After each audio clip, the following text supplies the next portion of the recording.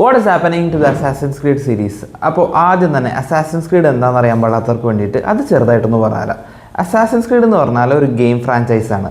അപ്പോൾ ഈ ഒരു ഫ്രാഞ്ചൈസിൻ്റെ കീഴിൽ കുറേ ഗെയിംസ് ഇറങ്ങിയിട്ടുണ്ട്. ആൻഡ് ഈ ഗെയിംസിൻ്റെയൊക്കെ പ്രത്യേകത എന്ന് പറഞ്ഞാൽ ഓരോ ഗെയിമും ഓരോ ഹിസ്റ്റോറിക്കൽ ടൈം ലൈനിനെ ഫോക്കസ് ചെയ്തിട്ടാണ്.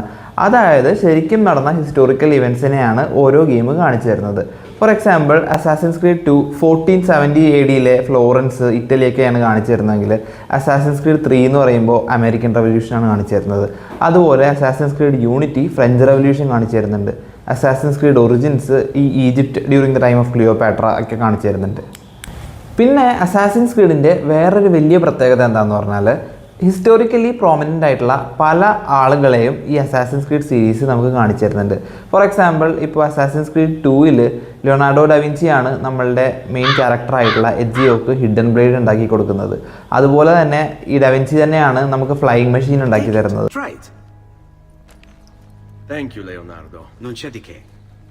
അസാസിൻസ് ക്രീഡ് 3-ൽ ജോർജ് വാഷിങ്ടണിനെ കാണിക്കുന്നുണ്ട്. പിന്നെ ബെഞ്ചമിൻ ഫ്രാങ്ക്ലിനെ കാണിക്കുന്നുണ്ട്. അസാസിൻസ് ക്രീഡ് യൂണിറ്റിനെ കുറിച്ച് പറയാനാണെങ്കിൽ ഫ്രഞ്ച് റവല്യൂഷൻ നടക്കുന്ന സമയമാണ്.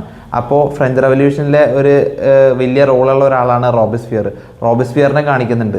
പിന്നെ അസാസിൻസ് ക്രീഡ് ഒറിജിൻസിനെ കുറിച്ച് പറയാനാണെങ്കിൽ അതിൽ ജൂലിയസ് സീസറിനെയും ക്ലിയോപാട്രയൊക്കെ കാണിക്കുന്നുണ്ട്. അപ്പോൾ ഒരു ഹിസ്റ്ററി ഗ്രാജുവേറ്റ് എന്നുള്ള നിലയിൽ എനിക്ക് വളരെയധികം ഇൻട്രസ്റ്റിംഗ് ആയിട്ടുള്ള കുറേ എലമെൻറ്റ്സ് അസാസിൻസ് ക്രീഡ് സീരീസിന് തരാൻ കഴിഞ്ഞിട്ടുണ്ട്.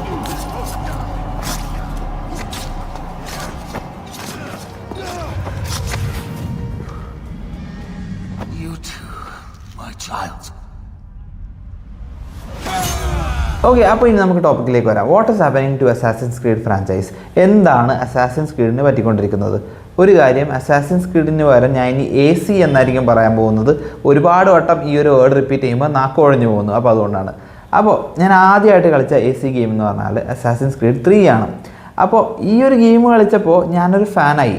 അതിനുശേഷം ഇറങ്ങിയ എല്ലാ ഗെയിമും, അതിന് മുമ്പ് ഇറങ്ങിയതും അതിനുശേഷം ഇറങ്ങിയ എല്ലാ AC ഗെയിമും ഞാൻ കളിക്കാൻ തുടങ്ങി ഓർഡറിൽ തന്നെ. പിന്നെ ഞാനിപ്പോഴും ഓർക്കുന്നുണ്ട്, സ്കൂളിൽ പഠിക്കുന്ന സമയത്താണ് AC യൂണിറ്റിയുടെ ട്രെയിലറൊക്കെ വന്നത്. ആൻഡ് ആ ഒരു സമയത്ത് അതിൽ കാണിച്ചിരിക്കുന്ന ട്രെയിലറും ഗെയിം പ്ലേയിലെ ഗ്രാഫിക്സ് എന്ന് പറഞ്ഞാൽ വാസ് ടോപ്പ് നോച്ച്.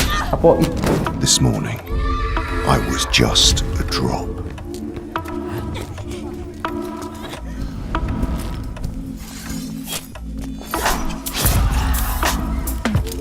2014 ഇറങ്ങിയ AC യൂണിറ്റിയെ വെച്ച് ഇപ്പോൾ 2026 ഇറങ്ങുന്ന പല ഗെയിംസ് കമ്പയർ ചെയ്താലും നിങ്ങൾക്കൊരു കാര്യം മനസ്സിലാവും, AC യൂണിറ്റിയുടെ ഗ്രാഫിക്സും വിഷ്വൽസ് എല്ലാം ഇപ്പോഴും സുപ്പീരിയർ തന്നെയാണ്.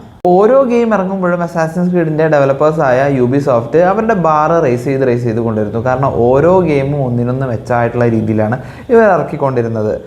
ഇതിനെല്ലാം ഒരു മാറ്റം വന്നത് ഒരു ഗെയിമിന് ശേഷമാണ്, അസാസിൻസ് ക്രീഡ് ഒറിജിൻസ്. അതിന് ശേഷമാണ് എന്നെ സംബന്ധിച്ച് അസാസിൻസ് ക്രീഡ് എന്ന സീരീസ് താഴേക്ക് വരാൻ തുടങ്ങിയത്. Don't get me wrong, AC origins is one of my favourite assassins creed games. Assassins creed origins പറയുന്നത് ബയക്ക് എന്ന് പറഞ്ഞ ഒരാളുടെ സ്റ്റോറിയാണ്. ഏൻഷ്യൻറ്റ് ഈജിപ്റ്റ്, അതായത് 49 BC ഈജിപ്റ്റാണ് അസാസിൻസ് ക്രീഡ് ഒറിജിൻസിൽ നമ്മൾ കാണുന്നത്. ആദ്യം പറഞ്ഞ ബയക്ക് എന്ന് പറഞ്ഞ ആളുടെ മകൻ മർഡർ ചെയ്യപ്പെട്ടു. തൻ്റെ മകൻ്റെ മരണത്തിന് കാരണമായ എല്ലാവരെയും തേടിപ്പിടിച്ച് ഇല്ലാതാക്കുക എന്നുള്ളത് തന്നെയാണ് ബയക്കിൻ്റെ മെയിൻ ആയിട്ടുള്ള ഒരു ഉദ്ദേശം. ആൻഡ് ഈ ഒരു ബയക്കിൻ്റെ സ്റ്റോറി ഓഫ് റിവെഞ്ചിനെ ഫീച്ചർ ചെയ്തിട്ടാണ് നമ്മൾ ഈ ഒരു മൊത്തം ഗെയിമിൻ്റെ സ്റ്റോറിയും റിവോൾവ് ചെയ്യുന്നത്.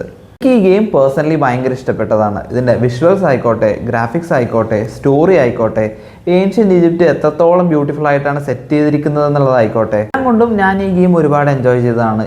ഏൻഷ്യൻറ്റ് ഈജിപ്റ്റ് എന്ന് പറയുമ്പോൾ തന്നെ നമ്മളുടെ എല്ലാവരുടെയും മനസ്സിലേക്ക് ഓടി വരുന്നത് ഗ്രേറ്റ് പിരമിഡ്സ് ഓഫ് ഗിസയാണ്. ഇതെല്ലാം ഈ ഗെയിമിൽ കാണിക്കുന്നുണ്ട്. ഈ സ്ഥലത്തൊക്കെ നമുക്ക് ശരിക്കും പോകാൻ പറ്റും. അതുപോലെ തന്നെ ഈ പിരമിഡ്സൊക്കെ ക്ലൈംബ് ചെയ്യാൻ പറ്റും. അങ്ങനെയുള്ള എല്ലാ പരിപാടിയും ഈ ഗെയിം നമുക്ക് തരുന്നുണ്ട്.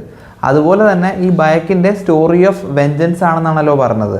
അപ്പോൾ ഈ ഒരാളുടെ ഇമോഷൻസ് എത്രത്തോളം റോ ആണ്, എത്രത്തോളം ബ്രൂട്ടലാണ്, എത്രത്തോളം ഇൻറ്റൻസ് ആണ് എന്നുള്ളതെല്ലാം നമുക്ക് ഈ ഗെയിം ക്രിസ്റ്റൽ ക്ലിയർ ആയിട്ട് കാണിച്ചു തരുന്നുണ്ട്. എൻ്റെ മകന് വേണ്ടി ഏതൊരറ്റം വരെയാണോ ഒരു അച്ഛന് പോകാൻ പറ്റുന്നത് ആ അറ്റം വരെ ഇതിലത്തെ പ്രോട്ടഗണിസ്റ്റ് ആയിട്ടുള്ള ബയക്ക് പോകുന്നുണ്ട്. ആൻഡ് ഇങ്ങനെ ചെയ്യുമ്പോഴുള്ള ചോരത്തിളപ്പും ആ ഒരു ദേഷ്യവും അഗ്രഷനും എല്ലാം കളിക്കുന്ന നമുക്ക് പോലും തോന്നിപ്പോകുന്ന രീതിയിലാണ് ഈ ഗെയിം കാണിച്ചിരിക്കുന്നത്. അത്രത്തോളം We will find you in your sleep. Sleep. I never sleep. I just wait in the shadows and I will kill you all. Everyone who sniffed the air that day in Sewa. ഇത്ര നാളിറങ്ങിയ assassins creed game വെച്ച് compare ചെയ്യുമ്പോൾ ഈ game പുതിയതായിട്ട് ഒരു mechanism introduce ചെയ്തു. അതായത് RPG mechanism ഈ game introduce ചെയ്തു. ഇതിൻ്റെ പ്രത്യേകത എന്താണെന്ന് പറഞ്ഞാൽ നമ്മുടെ ക്യാരക്ടറായ ബൈക്കിന് ഒരു ലെവൽ സിസ്റ്റം ഇവർ കൊണ്ടുവന്നു. അതായത് നമുക്ക് മെയിൻ സ്റ്റോറി കംപ്ലീറ്റ് ചെയ്യണമെങ്കിൽ മെയിൻ ക്വസ്റ്റുകൾ ചെയ്യണമല്ലോ. ഈ ഓരോ മെയിൻ ക്വസ്റ്റുകൾക്കും ഓരോ ലെവൽ അവർ ഡിമാൻഡ് ചെയ്യും. ഇപ്പോൾ ഫോർ എക്സാമ്പിൾ ഒരു മെയിൻ ക്വസ്റ്റ് ചെയ്യണമെങ്കിൽ അതിൻ്റെ റിക്വയർഡ് ലെവൽ 5 ആണെങ്കിൽ നമ്മളുടെ ബൈക്ക് എന്ന് പറഞ്ഞ ക്യാരക്ടർ ലെവൽ 5 എത്താതെ നമുക്ക് ആ ഒരു ക്വസ്റ്റ് ചെയ്യാൻ പറ്റില്ല. ലെവൽ 5ൻ്റെ ഒരു ക്വസ്റ്റ് ചെയ്യണമെങ്കിൽ ഇപ്പോൾ എൻ്റെ ക്യാരക്ടറിൻ്റെ ലെവൽ 1 ആണെങ്കിൽ ആ ഒരു 5ലേക്ക് എത്തുന്നത് വരെ നമ്മൾ കുറേ സൈഡ് ക്വസ്റ്റുകൾ ചെയ്യേണ്ട ആവശ്യമുണ്ട്. ആൻഡ് ഈ സൈഡ് ക്വസ്റ്റുകൾ ചിലപ്പോൾ നമുക്ക് സില്ലി ആയിട്ട് തോന്നും, ചെറിയ ചെറിയ കാര്യങ്ങളൊക്കെ ആയിട്ട് തോന്നും. അപ്പോൾ ഇതെല്ലാം ചെയ്ത് നമ്മൾ സമയം സ്പെൻഡ് ചെയ്താൽ മാത്രമേ നമ്മൾ ലെവൽ 5ലേക്ക് എത്തുള്ളൂ. ആ 5ലേക്ക് എത്തിയാൽ മാത്രമേ നമുക്ക് ആ മെയിൻ ക്വസ്റ്റ് ചെയ്യാൻ പറ്റുള്ളൂ. ഇതിലൊരു പ്രശ്നം എന്താണെന്ന് പറഞ്ഞാൽ ഞാൻ നേരത്തെ പറഞ്ഞതുപോലെ ഈ ബൈക്കിൻ്റെ സ്റ്റോറി എന്ന് പറയുമ്പോൾ ഒരു സ്റ്റോറി ഓഫ് റിവെഞ്ച് ആണ്. അപ്പോൾ നമ്മൾ അതിലേക്ക് ഭയങ്കരമായിട്ട് ഇൻവെസ്റ്റഡ് ആയിട്ട് നിൽക്കുമ്പോഴായിരിക്കും നമ്മൾക്ക് ലെവൽ പോരാ എന്ന് പറഞ്ഞിട്ട് നമ്മൾ സൈഡ് ക്വസ്റ്റ് ചെയ്യേണ്ട ആവശ്യം വരുന്നത്.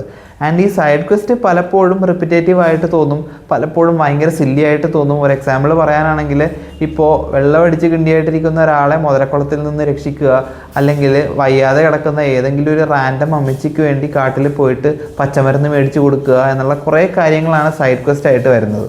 നമ്മുടെ മകനെ കൊന്നവരോടുള്ള പക തീർക്കാൻ വേണ്ടി ചോര തിളച്ച് നടക്കുന്ന ഒരു സാഹചര്യത്തിൽ കാട്ടിൽ പോയിട്ട് പച്ചമരുന്ന് പറിച്ചിട്ട് പോകാൻ എന്നൊക്കെ പറയുമ്പോൾ നമുക്കതൊരു ഡിസ്ട്രാക്ഷൻ ആയിട്ട് തോന്നില്ലേ? അത് തന്നെയാണ് എനിക്കും തോന്നിയത്.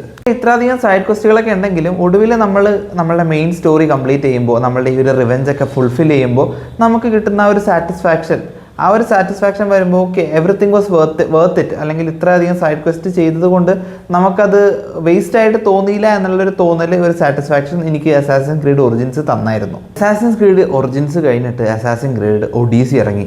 ഒഡീസി ഏൻഷ്യൻ ഗ്രീസ് ആണ് കാണിക്കുന്നത്.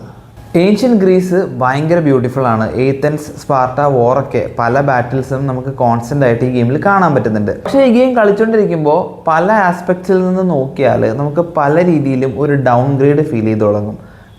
ഭയങ്കര മാസീവായിട്ടുള്ളൊരു ഓപ്പൺ വേൾഡാണ്.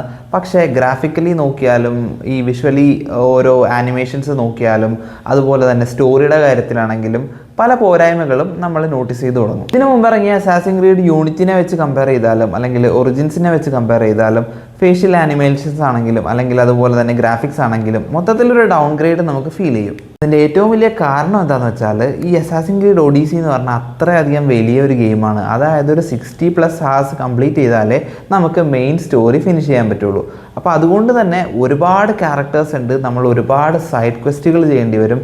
ഇതിൽ ഒരു ഇൻട്രസ്റ്റിംഗ് ആയിട്ടുള്ള കാര്യം കൂടിയുണ്ട്. അസാസിൻസ് ക്രീഡ് യൂണിറ്റിയിലെ ഗെയിമിലെ മൊത്തം ഡയലോഗ്സ് കൂടി കൂട്ടി വെച്ചാൽ പോലും അസാസിൻസ് ക്രീഡ് ഒഡീസിയിൽ മെയിൻ പ്രോട്ടഗണിസ്റ്റ് ആയിട്ടുള്ള കസാൻഡ്ര പറയുന്ന അത്ര ഡയലോഗ്സ് ആവുന്നില്ല. തന്നെ മനസ്സിലാക്കാമല്ലോ എത്രത്തോളം മാസീവ് ആയിട്ടുള്ള ഒരു ഗെയിമാണിതെന്ന്. എത്രത്തോളം വലിയൊരു ഗെയിം ആകുമ്പോൾ അത്രത്തോളം നമ്പർ ഓഫ് സൈഡ് ക്യാരക്ടേഴ്സ് ഉണ്ടാകും, സൈഡ് ക്വസ്റ്റുകൾ ഉണ്ടാകും. അപ്പോൾ ഇത്രയധികം സൈഡ് ക്വസ്റ്റുകളും സൈഡ് ക്യാരക്ടേഴ്സും ഉള്ളത് കൊണ്ട് തന്നെ ഈ ഓരോ ക്യാരക്ടേഴ്സിന് വേണ്ടിയും വോയിസ് ആക്ടേഴ്സിനെ വെച്ച് അവരെ കൊണ്ട് ആക്ട് ചെയ്യിക്കാൻ ഭയങ്കര ബുദ്ധിമുട്ടാണ്.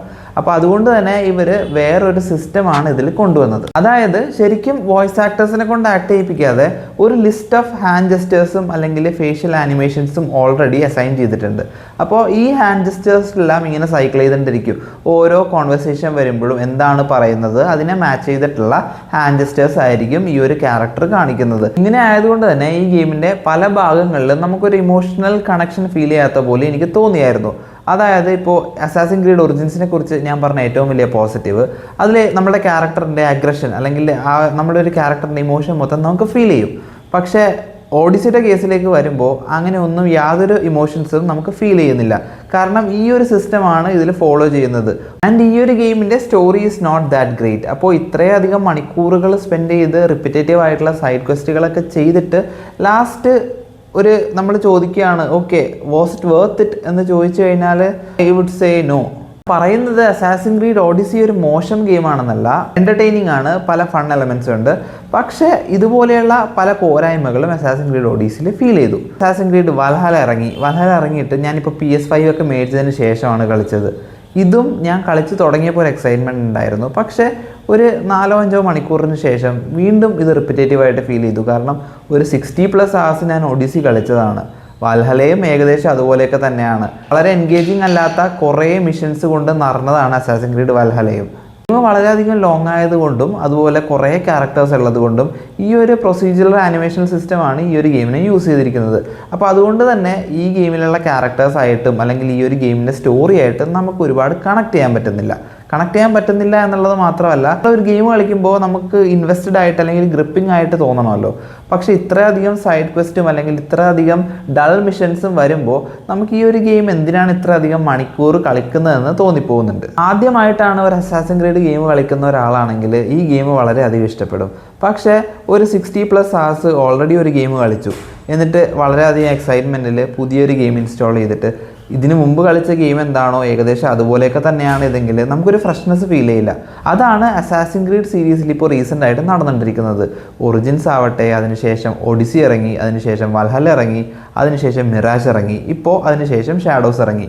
ഓൾമോസ്റ്റ് സെയിം പാറ്റേൺ തന്നെയാണ് ഈ ഒരു ഗെയിമുകളിൽ ഫോളോ ചെയ്തു പോകുന്നത്. ക്യാരക്ടേഴ്സ് മാറുന്നുണ്ട്, ലൊക്കേഷൻസ് മാറുന്നുണ്ട്, പക്ഷേ പുതിയതായിട്ട് ഇന്നോവേറ്റീവായിട്ട് ക്രിയേറ്റീവായിട്ട് യൂബിസോഫ്റ്റ് ഒന്നും അസാസിൻ ക്രീഡുകളിൽ കൊണ്ടുവരുന്നില്ല. ഇവിടെയാണ് യൂബിസോഫ്റ്റും വളരെ ക്രിയേറ്റീവായിട്ട് പാഷനേറ്റ് ആയിട്ട് ഗെയിംസ് ഡെവലപ്പ് ചെയ്യുന്ന വേറെ കമ്പനീസും തമ്മിലുള്ള വ്യത്യാസം നമുക്ക് കാണാൻ പറ്റുന്നത്. വർഷം ഗെയിം ഇറക്കേണ്ട ഒരാവശ്യമില്ല. 10 വർഷത്തിനിടക്ക് ഒരു നല്ല ഗെയിം ഇറക്കിയാൽ മതി. ഇതാണ് നമുക്ക് റോക്സ്റ്റാർ ഗെയിംസ് കാണിച്ചു തരുന്നത്.